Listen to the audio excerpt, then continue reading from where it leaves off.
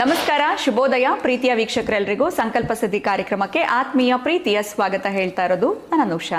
ಮೊದಲನೇ ಬಾರಿ ಚಾನಲ್ ವೀಕ್ಷಿಸ್ತಾ ಇದ್ದೀರಾ ಅಂದ್ರೆ ಈಗಲೇ ಚಾನಲ್ನ ಸಬ್ಸ್ಕ್ರೈಬ್ ಮಾಡಿ, ನಮ್ಮ ವಿಡಿಯೋಸ್ನ ಲೈಕ್ ಮಾಡಿ. ಏನು ಕಾರ್ಯಕ್ರಮದಲ್ಲಿ ನಮ್ಮ ಜೊತೆಲಿದ್ದಾರೆ ಸ್ಪಿರಿಚುವಲ್ ಗುರು ಡಾಕ್ಟರ್ ವಿಷ್ಣುದತ್ತ ಗುರುಜಿಯವರು. ಬನ್ನಿ ಗುರುಗಳನ್ನ ಕಾರ್ಯಕ್ರಮಕ್ಕೆ ಸ್ವಾಗತಿಸೋಣ. ನಮಸ್ತೆ ಗುರುಗಳೇ, ಶುಭೋದಯ ಕಾರ್ಯಕ್ರಮಕ್ಕೆ ಭಕ್ತಿಯ ಸ್ವಾಗತ. ಗುರುಗಳೇ, ಈಗ ಕೇಳೋಂಥ ವಿಚಾರ ಪ್ರತಿಯೊಬ್ಬರಿಗೂ ಬೇಕಾಗಿರುವಂಥದ್ದು. ಸೊ ಒಂದೇ ಕಲ್ಲಲ್ಲಿ ನಾವು ಎರಡು ಹಕ್ಕಿನ ಹೊಡೆಯೋ ಥರ ಆಗಬೇಕು. ಯಾವ ವಿಚಾರದ ಬಗ್ಗೆ ಹೇಳ್ತಾ ಇದ್ದೀನಿ ಅಂದರೆ, ಪ್ರತಿಯೊಬ್ಬರ ಜೀವನದಲ್ಲೂ ಲಕ್ಷ್ಮಿನೂ ಬೇಕು, ಸರಸ್ವತಿನೂ ಬೇಕು. ಸೊ ನಮಗೆ ಸರಸ್ವತಿ ಕಟಾಕ್ಷ, ಲಕ್ಷ್ಮಿ ಕಟಾಕ್ಷ ಆಗಬೇಕು ಅಂತಂದರೆ ನಾವು ಏನು ಮಾಡಬೇಕು? ಸೊ ಎಲ್ಲೋ ನಾವು ನೋಡ್ತಾ ಇರ್ತೀವಿ, ಕೆಲವ್ರಿಗೆ ಅವ್ರು ಸರಸ್ವತಿ ಪುತ್ರ ಅಂತೀವಿ, ಇನ್ನು ಕೆಲವರು ಲಕ್ಷ್ಮಿ ಪುತ್ರ ಅಂತೀವಿ. ಸೊ ಫಸ್ಟ್ ಇವರ ಗೊತ್ತಿಲ್ಲ. ಸೊ ಎರಡೂ ಬಂದ್ಬಿಡ್ಲಿ ಅಂತ ಗುರುಗಳು, ಎರಡೂ ಇದ್ಬಿಟ್ರೆ ನಾನೇ ಸೂಪರ್ ಅನ್ನೋ ಥರ.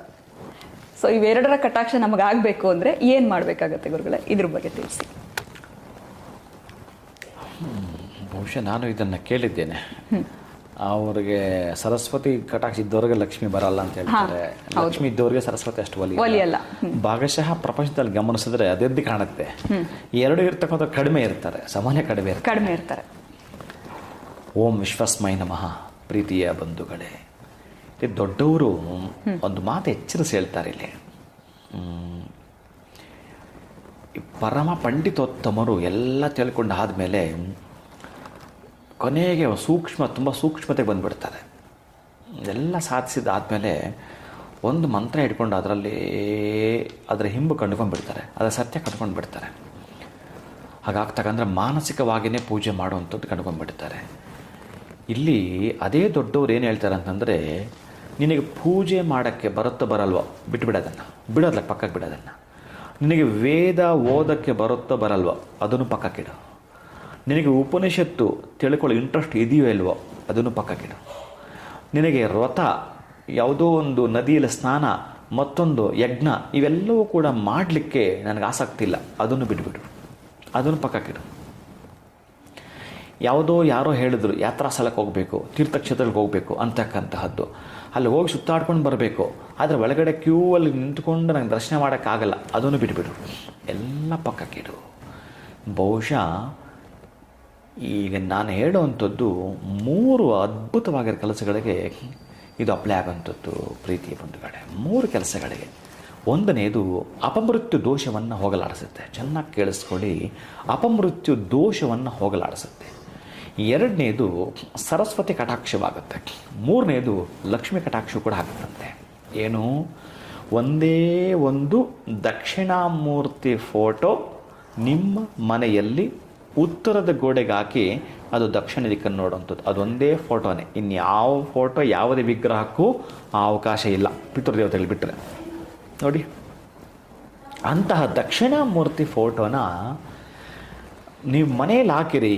ಈ ಮನೆಯಲ್ಲಿ ಮಕ್ಕಳು ಈ ಅಂಬೆಗಾಲ ನಡೀತಿರ್ತಾರಲ್ಲ, ಅಂತಹ ಮಕ್ಕಳು ಏನಾದರೂ ಬಹುಶಃ ದೊಡ್ಡವರು, ನಿಮ್ಮ ಮನೆಯಲ್ಲಿರ್ತಕ್ಕಂಥ ವಿದ್ಯಾವಂತರು, ಉದ್ಯೋಗ ಮಾಡೋವಂಥವ್ರು, ಬಿಸ್ನೆಸ್ ಮಾಡೋವಂಥವ್ರು ಕೂಡ ಒಮ್ಮೆ ಆ ಫೋಟೋ ಮಾಡಿ ಹೋಗಿ. ಯಾಕಂದ್ರೆ ಗೊತ್ತಾ, ನೀವು ಬೇಡಿಕೆಗಳಿದಾವೆಲ್ಲ, ನೀವು ಬೇಡತಕ್ಕಂತಹ ಶುಭಗಳು, ನೀವು ಬೇಡತಕ್ಕಂತಹ ಲಾಭಗಳು, ನೀವು ಬೇಡತಕ್ಕಂತಹ ಹಣ, ಚಿನ್ನ, ಚೆನ್ನ ಎಲ್ಲವೂ ಕೂಡ ರಾಶಿ ರಾಶಿ ಅವನ ಪಾದದ ಕೆಳಗಿರುತ್ತವಂತೆ.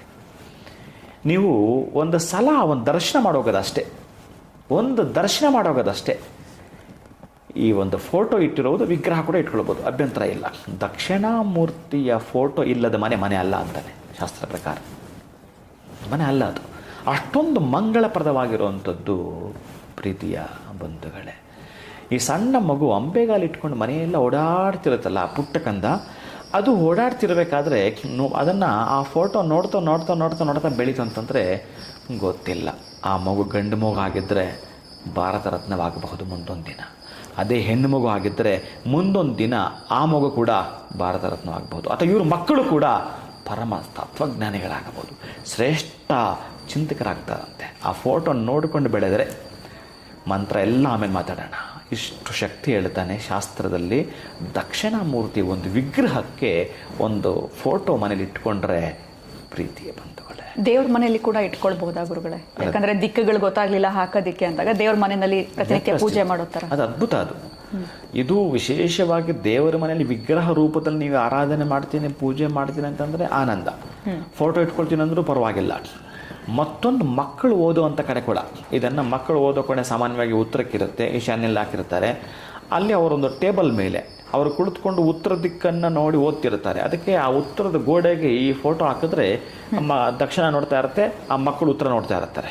ಹಾಗೆ ನೋಡ್ತಾ ನೋಡ್ತಾ ಒಂದು ಪೆನ್ನು ತಗೊಂಡು ಆ ಮಗು ಏನೋ ಬರೀಬೇಕು ಅಥವಾ ಏನೋ ರೀಡಿಂಗ್ ಮಾಡಬೇಕು, ಆ ಫೋಟೋ ನೋಡಿ ನಮಸ್ಕಾರ ಮಾಡ್ಕೊಂಡು ರೀಡ್ ಮಾಡಿದ್ರು ದಿನೇ ದಿನೇ ದಿನೇ ದಿನೇ ಅದು ಬೆಳೀತಾ ಬರುತ್ತೆ.